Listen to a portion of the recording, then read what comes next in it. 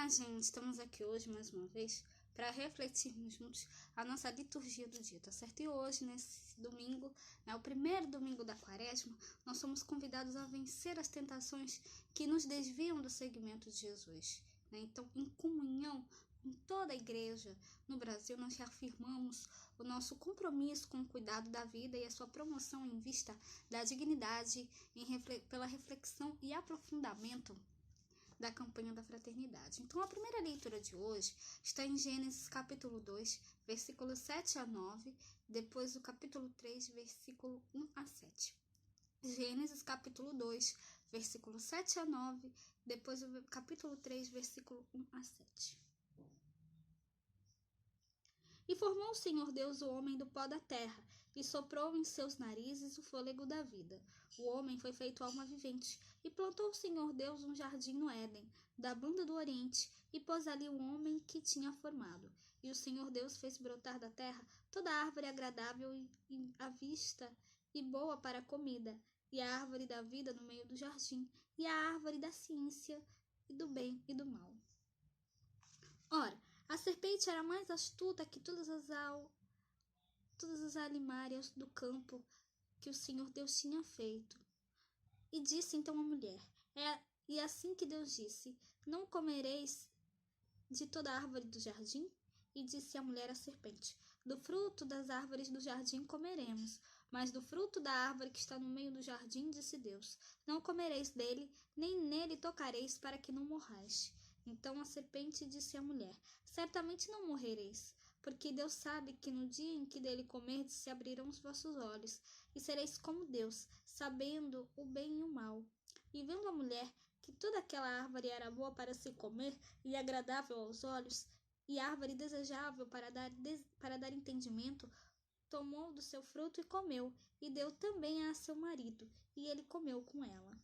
Então foram abertos os olhos de ambos, e conheceram que estavam nus, e coseram folhas de figueira, e fizeram para si aventais. Então, essa primeira leitura mostra pra gente, que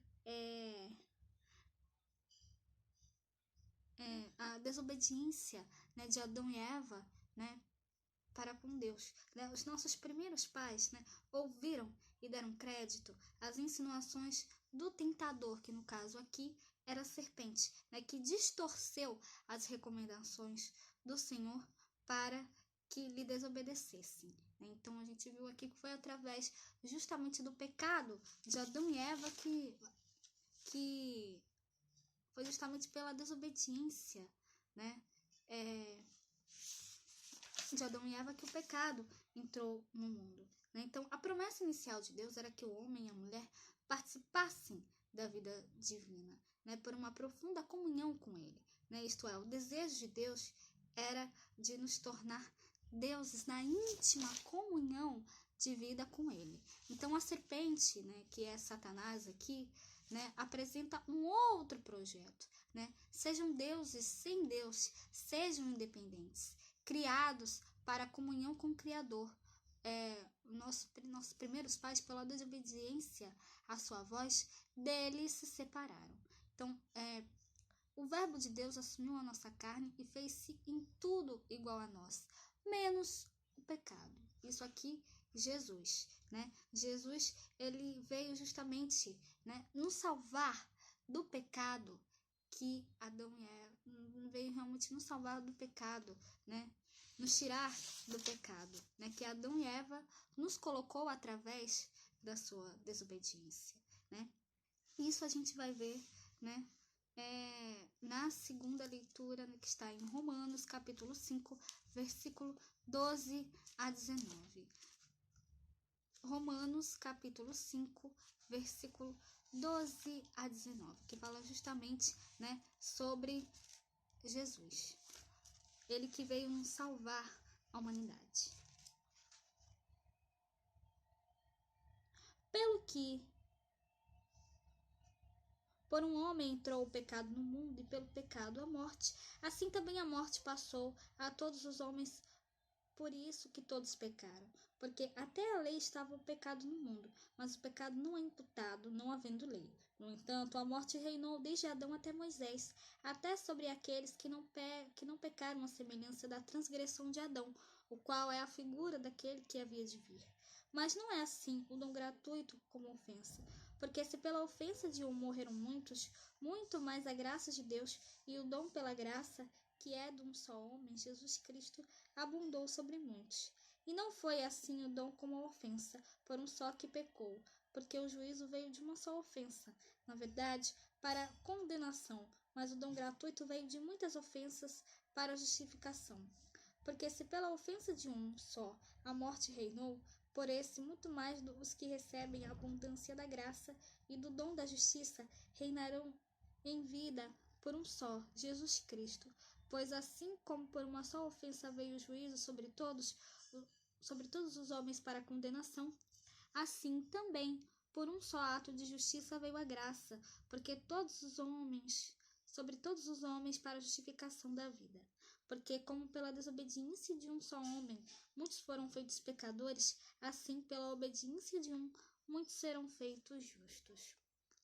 Então, essa segunda leitura, né, fala justamente, né, sobre o novo Adão, né, que aqui é Jesus. Ele veio desfazer, né, o que Adão e Eva fizeram no Antigo Testamento, né? Ele restaura por sua obediência, né, até a morte que o velho Adão perdera pela desobediência, né? Adão e Eva foram desobedientes a Deus. Jesus não. Jesus, ele veio justamente para restaurar tudo isso, né? Ele, através da sua obediência, né, através da sua fidelidade com o Pai, né, ele veio justamente fazer a vontade do Pai, e isso, né, restaurou, né,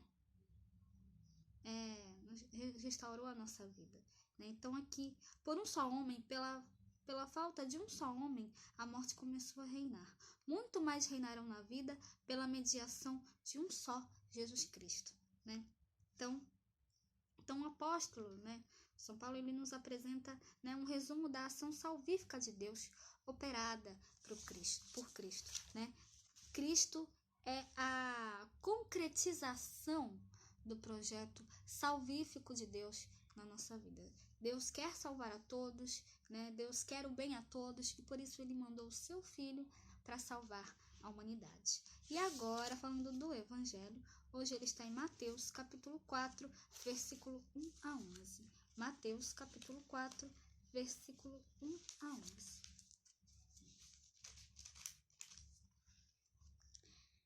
Então foi conduzido Jesus pelo Espírito ao deserto, para ser tentado pelo diabo. E tendo jejuado 40 dias e 40 noites, depois teve fome. E chegando-se a ele o tentador, disse: Se tu és o Filho de Deus, manda que estas pedras se tornem pães.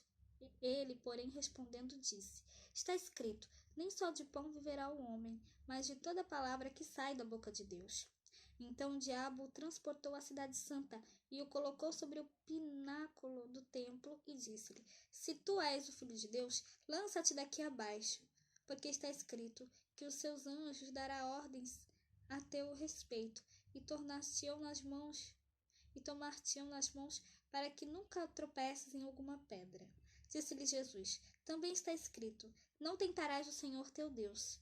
Novamente o transportou o diabo ao monte muito alto e mostrou-lhe todos os reinos do mundo e a glória deles. E disse-lhe: Tudo isto te darei, se prostrado me adorares. Então disse-lhe Jesus: Vai-te, Satanás, porque está escrito: Ao Senhor teu Deus adorarás, e só a ele servirás. Então o diabo o deixou. E eis que chegaram os anjos e o serviram. Então, Jesus, nessa leitura do Evangelho, mostra pra gente que ele é justo e santo, né? Veio restaurar a comunhão do gênero humano com Deus, né? O Filho de Deus se fez filho do homem para que os homens se tornassem filhos de Deus, né? Pela graça do batismo, participação na sua morte e ressurreição, né? Jesus precede o início do seu ministério público, né, por 40 dias de retiro, né, os quais ele foi tentado pelo diabo. E ao contrário de Adão e Eva, que foram tentados pela serpente, que ali também estava representando o diabo, né? Adão e Eva desobedeceram a Deus, deram ouvidos aos mandados da serpente. Jesus não, né? Jesus ele resistiu, né, à tentação do diabo, né? Então, o nosso nome, né, e para a nossa salvação, sofreu as tentações, né, e venceu o tentador, né? Então, em Cristo e por Cristo, nós temos as condições de vencer as tentações que nos afligem. Jesus venceu as tentações, né? Então, com a ajuda dele, né, com a força dele, nós também vamos vencer as tentações que nos afligem. Então, assim como Jesus, só podemos não ceder às tentações por meio da palavra, né? Então,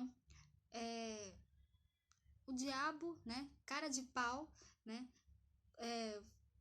colocou ali as tentações, né, para Jesus, né, falando através das escrituras, né? Mas Jesus, usando toda a sua sabedoria, todo o seu conhecimento, né, rebateu as tentações do diabo também com um versículo da escritura, né? Então, esses versículos eram um contraponto, né, ao que era apresentado pelo diabo, né? O diabo justificava a tentação que ele estava fazendo ali, né? E Jesus rebatia, né? Fazendo um contraponto, né? Ele rebateu cada insinuação do diabo ali com um versículo da escritura, né? Então, em nosso itinerário quaresmal, que nós possamos utilizar na espada do Espírito a palavra de Deus, né? As escrituras, assim como fez Jesus, né? Para podermos resistir às insídias do diabo, tá certo?